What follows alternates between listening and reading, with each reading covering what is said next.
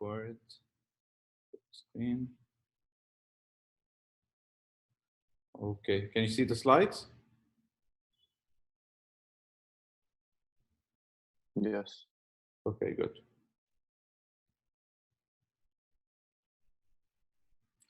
So what we're doing is normalization again. So we have a poorly designed database, a table particularly in this example, and we want to normalize it. And the issue is that, right, we have functional dependencies that's causing this table to be poorly designed, so it causes redundancy and anomalies. In this example, it's major determines minimum credit. Yeah, so minimum credit is functionally dependent on major, and major is not a key, a super key. Yeah? So this tells you that it's not in BCNF. So we talked about BCNF. We haven't talked about third normal form. We'll talk about third normal form today. But quickly, a recap of why it's called normal form. So a relation is in BCNF if and only if all non-trivial functional dependencies alpha determines beta, the alpha is a super key. Yes, so in other words, it's a unique or it's a column that determines all other columns in the table. Okay, this is how we decompose it into, if a table is not in BCNF, we decompose it into multiple tables such that each table is in BCNF. So how do we decompose it? If I have the relation R and this attribute X is one of the violations of BCNF, so there are columns that depend on it and it's not a key, all I have to do is compute the closure of X and create R1 which has X and its closure, so all the attributes that depend on X, that's one table, R1.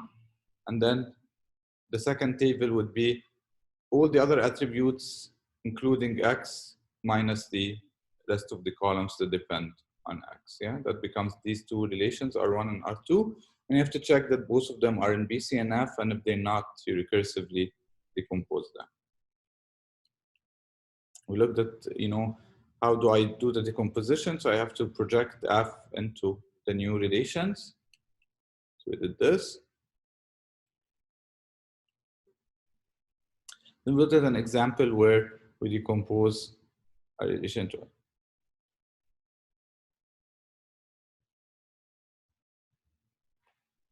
Yes, so Mira has a question.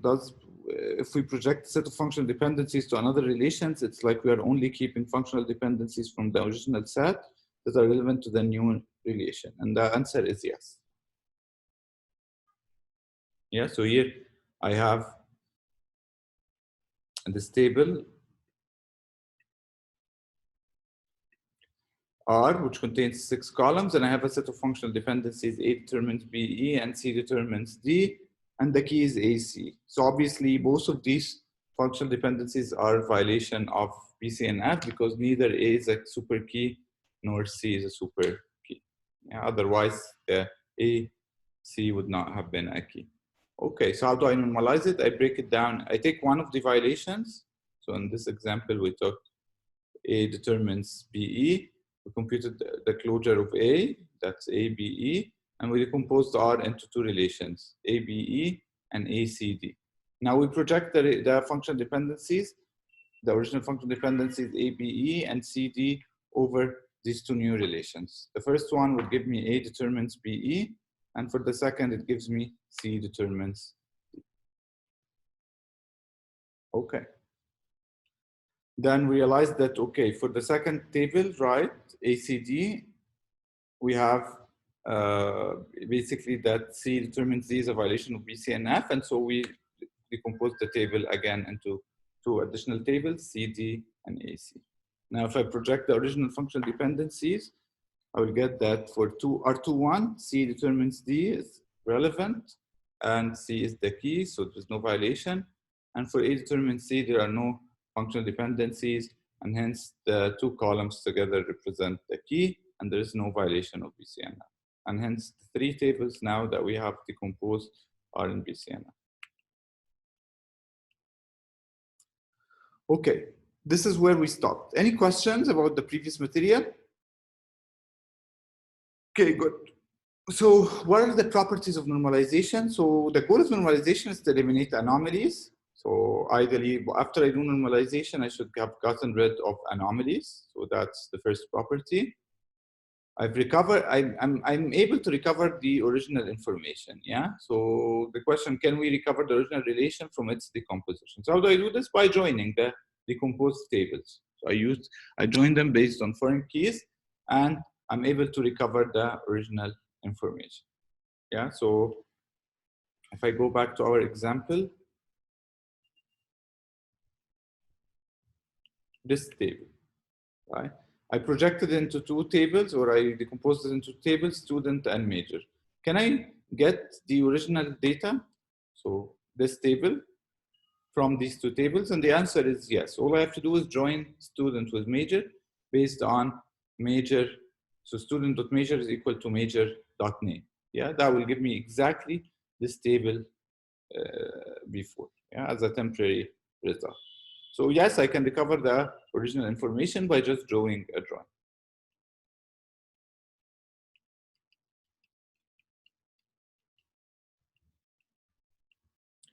So second property is recoverability of information. I can do it using a join. And the third thing is preservation of dependencies.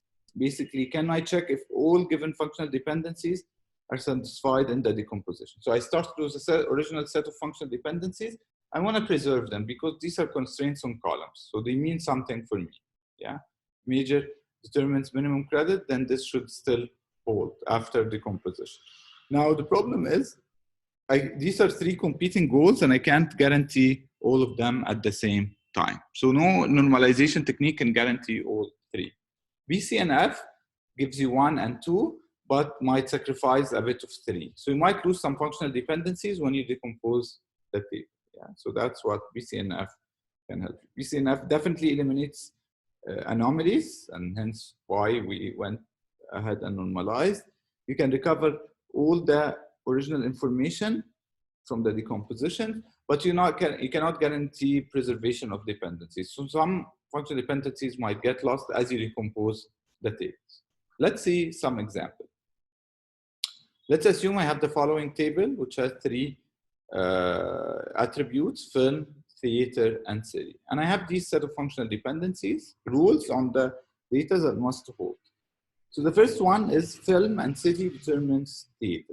In other words, if I know the film and city, I can know the name of the theater. So meaning that per city, the film is played in one theater only. Yeah. So really, if I know the name of the film, I know the name of the city, I can determine or deduce the name of the theater. The second one tells you the theater determines city. So knowing the name of the theater, I can determine the name of the city. No two cities would have the same name for the theater. That's what it means. What are the keys of this relation? I have two columns that are composite key. So composite keys. One is film city. So film city determines all other attributes. Yes, film city determines film and city and theater because of this functional dependency. So it's a key. And film theater are also a key. Why? Because film theater, its closure has film and theater. So if I compute the closure of film theater, this example, so film theater, if I compute its closure, I get film and theater from trivial functional dependencies. And then I get theater determines city, so I get also city. So hence film theater determines all attributes, and hence it's also a key. Why a key? Because it's minimal. I cannot take out one attribute and I still have a key. If I look at film alone or at theater alone, they don't determine all other attributes. So neither of them is a key. Okay, I have theater determined city violates CNF. Why? Any thoughts on why? I look at the left-hand side. Is theater a key, a super key in this table? Theater is not a super key, exactly.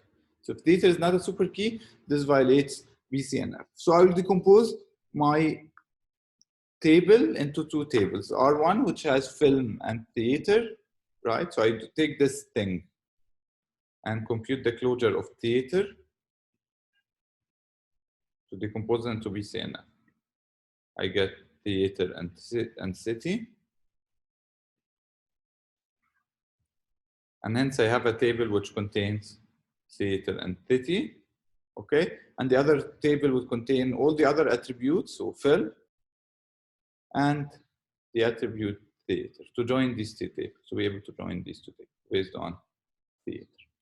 Okay, I can now project, right, the functional dependencies, and I realize that for the first one, there are no relevant functional dependencies. So film city determines theater would not be relevant to this, and theater determines city would not be relevant to this. Okay, and for the second one, I get theater and city. Theater determines city is relevant, and hence the key of this table is theater. Okay. Now the question is, can I enforce this film city determines theater? The problem is, right, this functional dependency is now over two different tables, and that doesn't work, right? So it's not something that I can enforce. Because, right, city is in one table and theater is in one other table, yeah? So film and theater is in another table. Okay. So what happens now if I'm inserting data in these two new tables? So let's say I substitute R, the original R, with these two tables in my database. I can insert data in them, right? So I can insert the following data. For example, Kill Bill is in theater Amiro and Kill Bill is in theater Metro. And for theater city, I have Amir is Alex, Metro is Alex. This ensures that theater determines city, because I don't have, right, two theaters with the same name in different cities. So this holds on this, at least these two records, right? Here I don't have any functional dependencies to maintain, but the question is, given this data, does film theater still determines city? Was it like this? Or film city determines theater? Film city determines theater. Does film city determines theater? Right? That's the question I want to ask. And obviously not. If you join these two tables, you will get, so I'm going to delete this just so that you can see.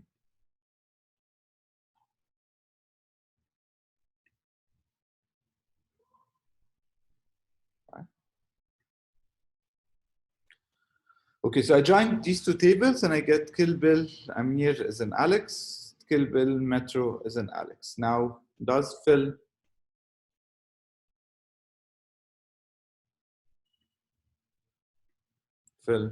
city determine theater? What is the answer for this? Look at Kill Bill, right, and Alex. This is a counterexample, right? So Kill Bill and Alex, and it's in two different theaters. I have Kill Bill here, I have Alex here, Kill Bill here, and Alex here, and it belongs to two different, right, theaters at the same time. So this functional dependency doesn't hold anymore. Yeah. So to wrap up again, when you do a decomposition of a relation into BCNF, into multiple relations that are BCNF, or to preserve BCNF, there is a chance that you wouldn't be able to recover all functional dependencies that already exist on the data, and that's something that we have to live with. Okay, questions? Good. So let's talk about third normal form. So it's another normal form that is out there. It's a little bit looser than BCNF, and we'll understand why, and then we'll see its properties. What can it preserve out of the three properties and what it cannot. So it has to sacrifice some. So in third normal form, any non-trivial functional dependency, alpha determines beta, I have two conditions that could hold. Either alpha is a super key, so like BCNF, or beta is part of a key. Yeah, not necessarily the same key, but every attribute that I have for every functional dependency, alpha determines beta, basically whatever is on the right-hand side minus the left-hand side is contained in a key or part of a key. Yeah, this makes the relation in 3NF. Let's see an example. Let's assume this relation R, and I have these two functional dependencies, film, city, determinant theater, and theater, determinant city. This relation, we already said it's not in BCNF because of this functional dependency, theater, determinant city, right? Theater is not a super key, so it's not in BCNF, not BCNF. Let's try to see if it's in 3NF. So I look at film, city, determinant theater. Film city is a super key. It's a key, so then this does not violate 3NF conditions. Let's see theater, determinant city, right? Theater is not a key, so I'd have to look at city minus theater. City minus theater is city, and is city part of a key? Yes, city is part of this film city key. So this is also in 3NF, and the relation is 3NF. And hence I don't need to normalize it. Okay.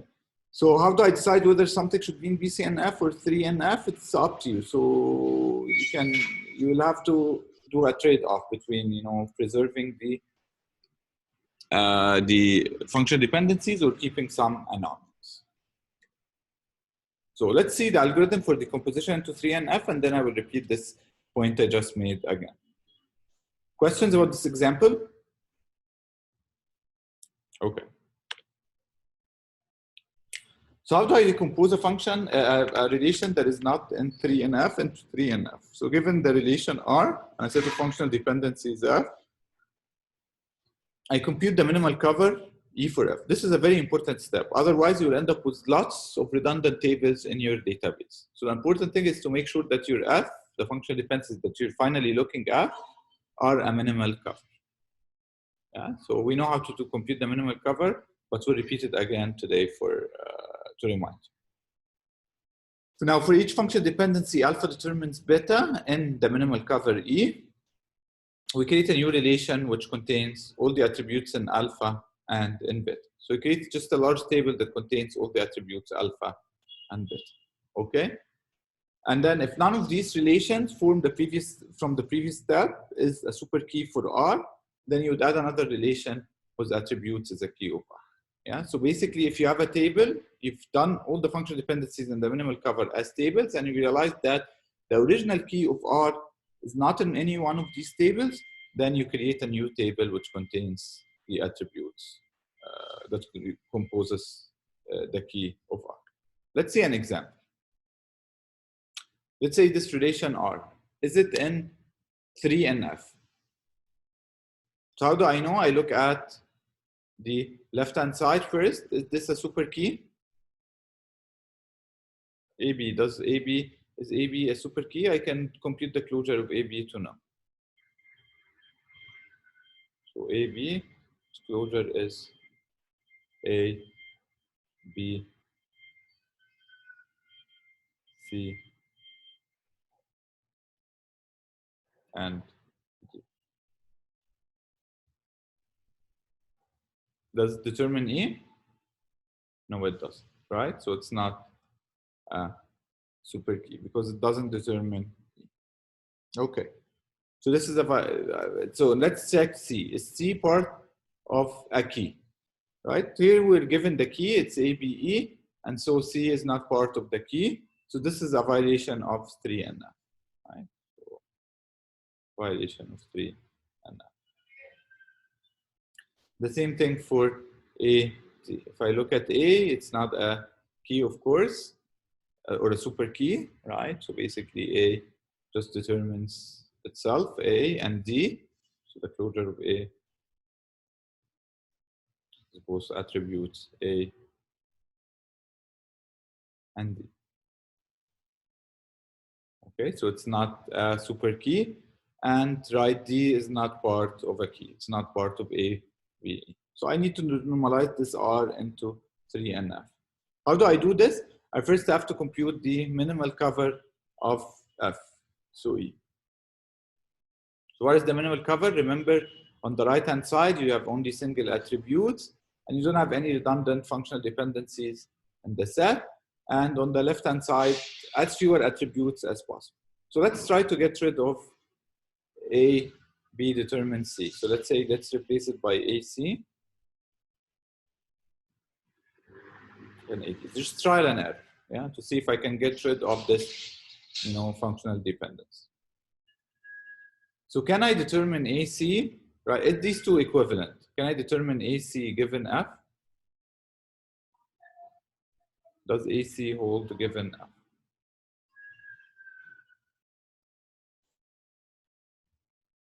Right, so that's question one. So how do I do this? I basically see the closure of A. The closure of A, we just computed it, it's A and D.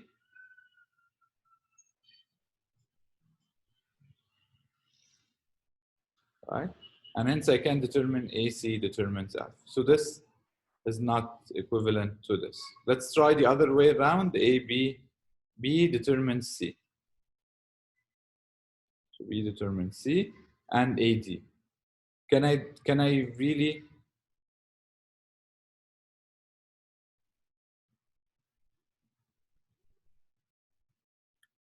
determine B, C? So B determines C under F. So I'll compute the closure of B under F. That's just the column B. And so I cannot determine B determines C from this set of functional dependencies, right? So these are not equivalent. So I cannot do this. So we end up with this being the minimal cover. Yeah. So the minimal cover of F is also in this case this two nice functional dependencies that we're given. B determines C and A determines D. Yeah, because I can't get rid of anything in F. So now what do I do to convert it into 3 and F? What I have to do is create a table, one table which contains all these attributes. So I have R1, which contains A, B, C. I see something in the chat. I will answer it in a second. But let me finish first. And then I have R2, which contains AD. And then I ask myself, do I have any table that contains the key of the original relation? What was the key of the original relation? It was ABE. I don't, so I have to add another table which has A, B, and A. And I end up with these three tables, right, that represent the composition of R into 3 and F. Okay, let's take the question.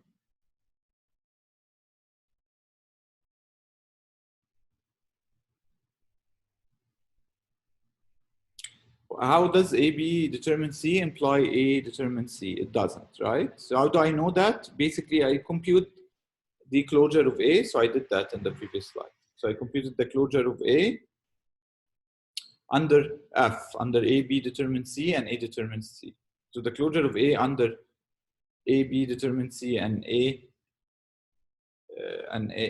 determine D is basically just A and D, right? So it has A and A determines D, so I get A determines D. So A determines C is not part of, is not a functional dependency you can deduce from these two functional dependencies, and hence they're not equivalent. Okay, does that answer your question, Kareem?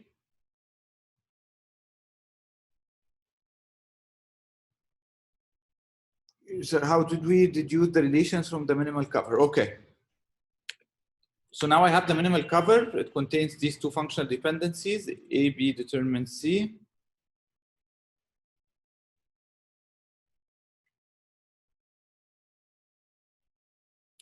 And A determines D. I create one table for A, B determines C. So it has these three attributes, A, B, and C. What is the key of this table? It's AB, because AB determines all the other attributes. Okay. Now the second table is what? I compose a table for AD. So it has A and D with the key A. Why A? Because A determines D, right? So it determines all the attributes. Finally, since no table contains the key ABE of the original relation, I have to create another third table R3, which has the attributes AB. Okay, Mira?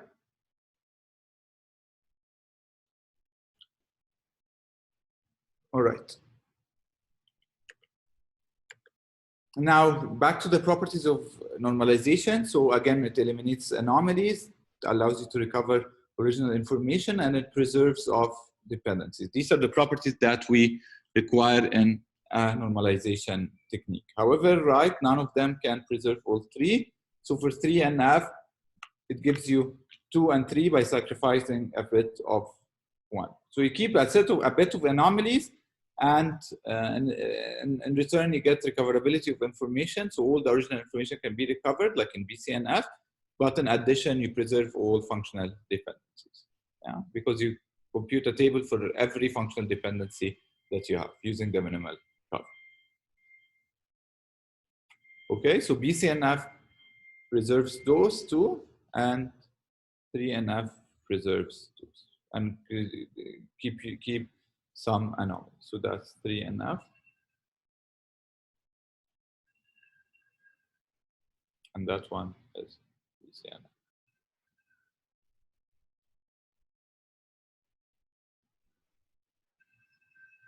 Okay. Final slide. So every relation in BCNF is also in 3NF. This is clear from the definition. Why? Because, right, every relation in BCNF, this means that for every function dependency that I have, alpha determines beta, alpha is a super key. And that's part of the condition for 3NF. So for 3NF, it's either alpha is a super key or beta is part of, beta minus alpha is part of a key, right? So for example, there is a counter example that the opposite doesn't hold. So not necessarily that every relation in 3NF is in BCNF. Let's see counter example. So you have the relation R, A, B, and C. The function dependencies is A, B determines C, and C determines A. And the keys are A, B, and B, C. So R is in 3NF. Why is it in 3NF? Because if you look at this is a super key, so it's done. And if you look at this, even though C is not a super key, A is part of a key.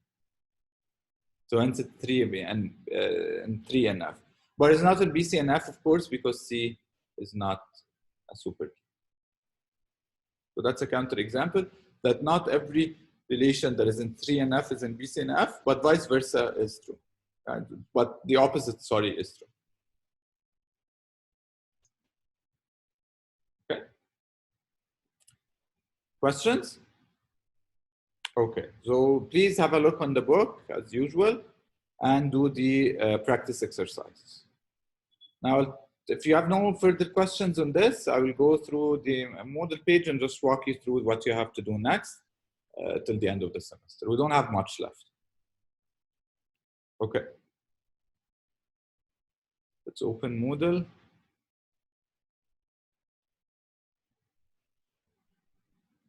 Yes, there are office hours at 3:30 today, because I have a department meeting at 12:30. Okay?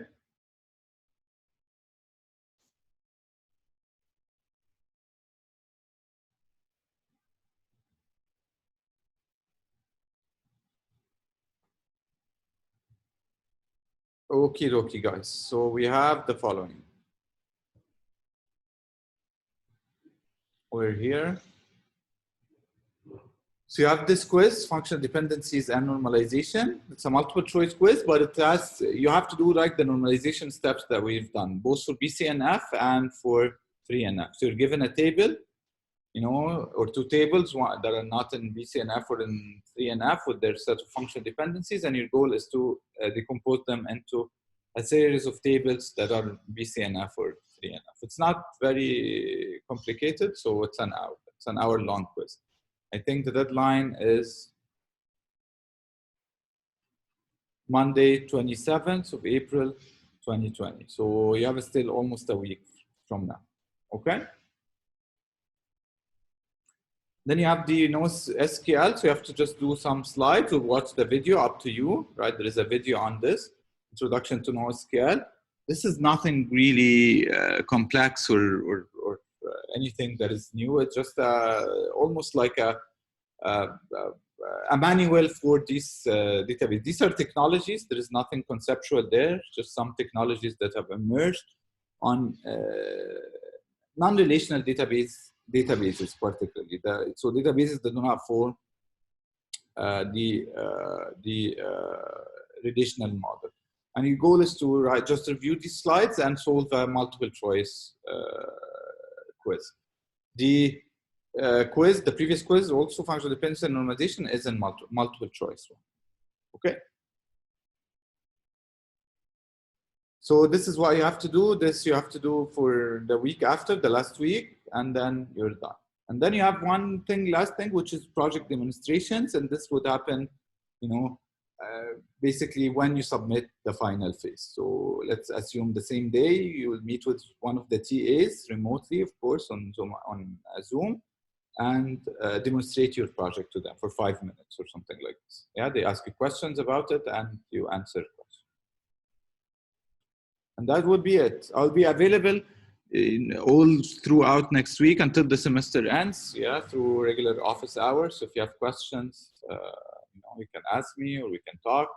And the final will most likely happen on Moodle. Yeah, so I mean, will definitely happen on Moodle, but we don't know exactly when or what format yet.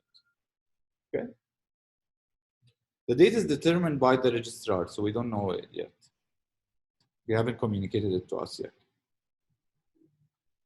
All right, guys, if you have any questions, write out by email, you know, shout out by email or use the question answer form. The final, we haven't decided yet. So we'll see about this. We haven't made up our mind yet. Okay? Further questions? Okay, guys, I'll post the recording on Moodle as usual. Yes. Yes, Christelle.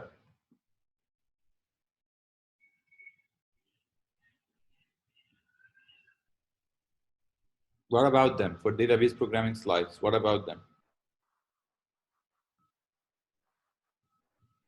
You should be familiar with basically the concept, right? That there is this database connector or adapter, and you have, you know, prepared statements and regular statements. You have to know, right, the concepts. We're not going to ask you to write code in the exam, right? Database programming code, but you should be familiar with the concepts themselves. Okay. Other questions? Okay, folks. Thank you, and we'll stay in touch. Bye.